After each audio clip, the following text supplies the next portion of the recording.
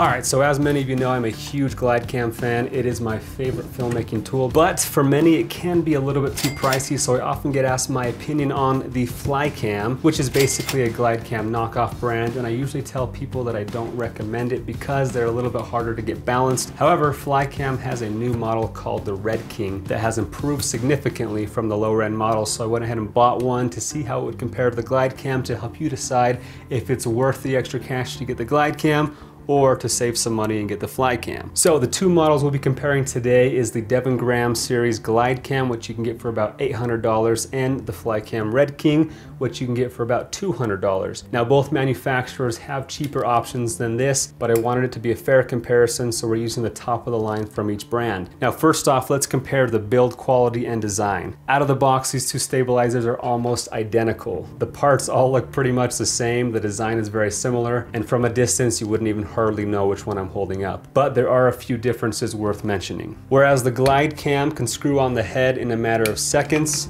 the Flycam actually requires you to have an Allen wrench handy, and you have these little teeny screws that take a solid 1 or 2 minutes to unscrew and screw back on, which is a little bit more of a hassle for traveling. But if you don't travel a lot and you're just gonna keep it on all the time, it's not a big deal. But it could come loose after a long time of using, so you may always have to have a tool handy. So advantage Glidecam there, this is completely toolless. Now the heads themselves are pretty much identical. They're both Manfrotto release plates and have very easy balancing knobs on the left and back. Now the gimbals look almost identical. Both allow you to adjust the height of the gimbal, which personally I don't like. I like Glidecam's original gimbal found on the HD series that doesn't adjust height, because sometimes it can be hard to get these tightened all the way down, so it will slip out of position, which then throws off your balance. And then the handle looks about the same as well. However, the Flycam grip slips, whereas the Glidecam seems to be glued into place better. The older Glidecams used to have the same problem, but they have since fixed this issue, so I advise Flycam, if you're listening, when you're holding up a lot of expensive gear, you don't want your hand to be slipping out of that grip, so it'd be nice to have that glued down already. Also, over time, as you're Glidecam with a lot of weight,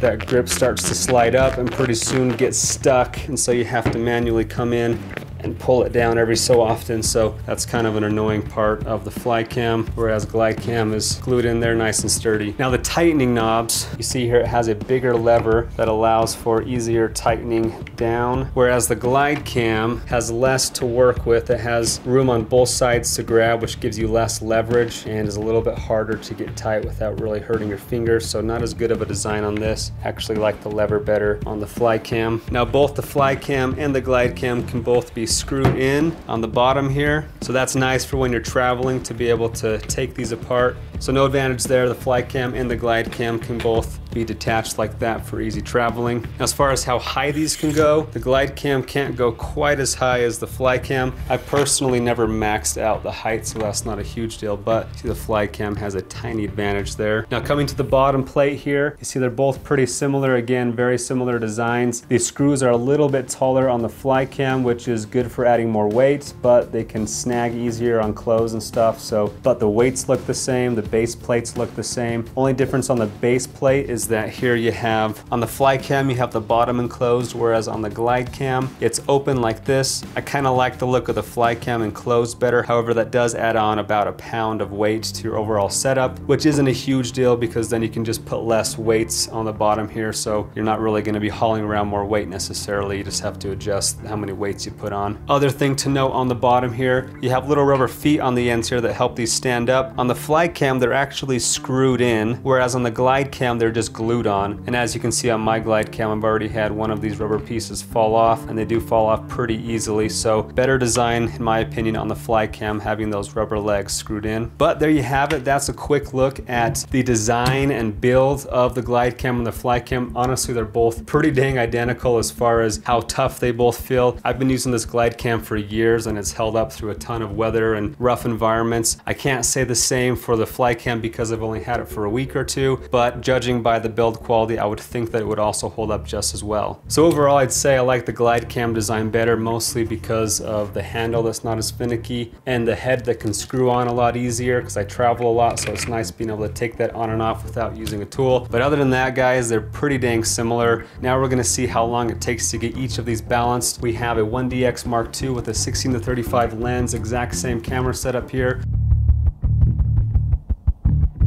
All right, so we have both cameras balanced the exact same. Now for the important test, we're gonna see how they actually perform stacked up against one another. Our first test is gonna be called the stay in one spot test, where I'm going to try and do a 360 around the camera and see if it will hold its position well. So first let's do the Glidecam. All right, so I'm gonna go to 360 and see if it stays in the same spot. Pretty dang good. Let's now go back and forth, front and back. So you can see that it's pretty much staying pointing straight forward. Now let's try out the Flycam. 360 test. So as you can see, the Flycam gimbal sticks a little bit more. Whether that's a positive or negative, I don't know for sure. I would say in this case it's a negative. Now let's try our swift left and rights. Oof. See, there's the slippery grip we're talking about. Kind of scares me there, so don't make too sudden of movements with that grip. Does pretty good on the test though, stays forward the whole time. But yeah, just be careful, that's what I'm talking about with that. So just glue that down if you're getting a Flycam to stay safe. All right, so for the stay in one spot test, I'd have to say the Glidecam is the winner. But let's now take it out and try out some real world scenarios. Here we go. All right, so our first test is gonna be the straight push-in, probably the most common shot I do with the Glidecam. Let's see how they do with little to no touching and just going straight forward. So first the Glidecam. So we're not even touching it with our right hand. Just letting the gimbal do all the work. We'll come back now. Haven't touched a thing. Now for the Flycam, see how it compares. Not touching it, letting the gimbal do all the work. Very nice. Coming back.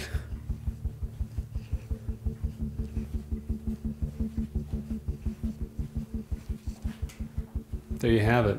Seem pretty similar to me. Next test is going to be the parallax, so I'm going to be moving forward while panning the opposite direction that I'm moving to see how well it pans, see if it's a smooth pan. So let's get the Glidecam first. By the way, we're at 24 frames per second. So we're not cheating it by slowing it down in post. And coming back. Keeping that mantle in the center the whole time. Very nice. Now for the Flycam, and here we go with the Flycam. Keeping that mantle in the center.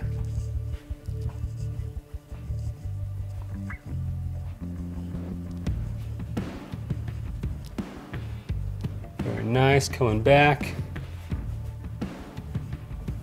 Touching it as little as possible, just enough to make it turn.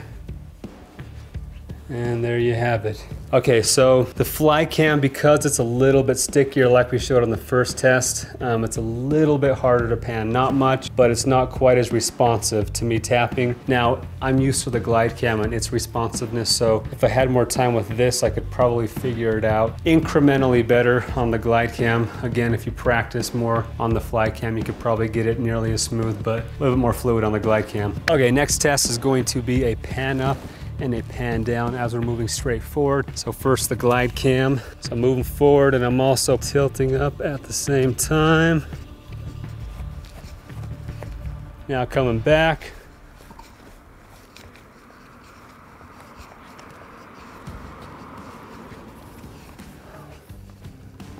Okay, now for the Flycam, pushing in and tilting up at the same time.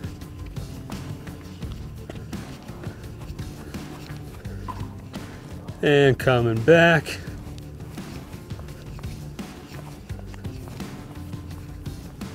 Now, surprisingly, I actually liked the Flycam a little bit better on the tilt up and down because it's not as fluid. It's a little bit more sticky. It actually works with the tilt up and down because that can be kind of a finicky one to get with the Glidecam. So little advantage, slight, but little advantage to the Flycam on the tilt up and down. All right, next test is going to be running, not full speed, but pretty fast to see how they do under some wind resistance and just some full speed, you know, parkour type stuff. Glidecam first, action.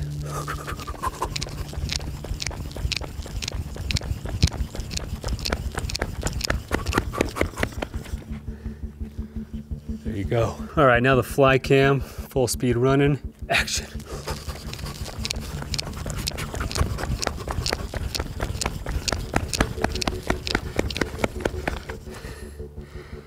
All right, okay, so again, a little bit stickier on the gimbal. You know, these are subject to my performance on each take as well, so it could just be, I had a worse Glidecam that turn.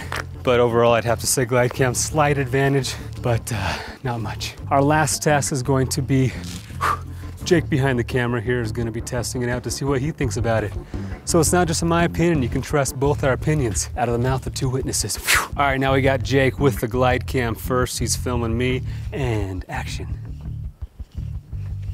Okay, here's Jake's Glidecam shot. We do a little turn down the sidewalk. So he's backpedaling, plus turning a little bit here. All right, very good, very good. All right, now we got Jake on the Flycam. Go ahead, moving backwards. By the way, what I'm holding here is the Glidecam HD 4000. How's it feel, Jake? It's pretty good. Any differences you notice in there? It's just slightly heavier, and I do feel the stick. Okay. Especially when we're turning right here. I just feel my fingers need to get a little bit closer and grip the shaft a little bit more for it to turn and follow. But like Parker said, I think it's so incremental. And again, I think I'm only noticing those incremental differences because of the hours I've put with the Glidecam. And so when I'm switching over to the Flycam for the first time, I feel that natural resistance just a little bit more. But if you were to start with the Flycam, I think you would like it and not notice those little differences.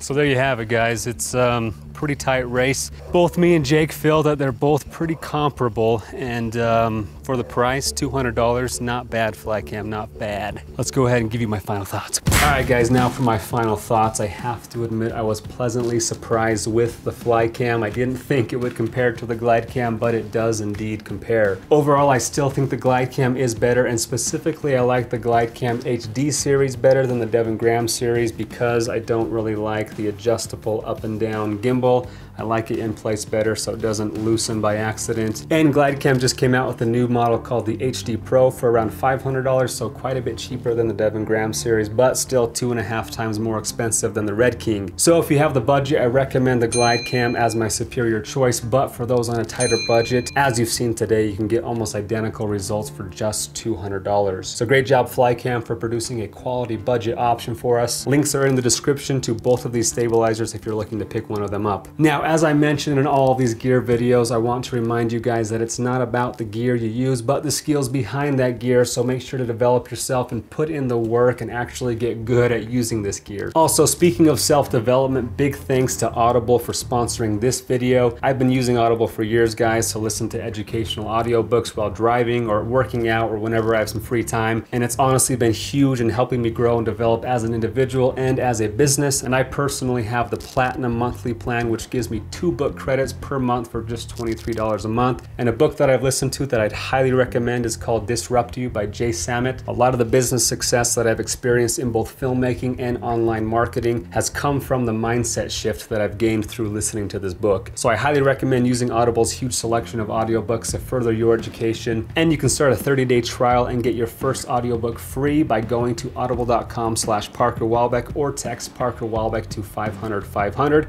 Again, that's audible.com/ParkerWalbeck or text Parker Walbeck to 500-500. But that's it, guys. Hope you enjoyed this comparison and hopefully it helped you decide which model is better for you. If you'd like to learn more Glidecam tips and tricks, make sure to check out my free training right over here. And to see more gear reviews, comparisons, and cinematic goodness, make sure to subscribe over here. Thanks for watching, guys. If you have any further questions, please let me know.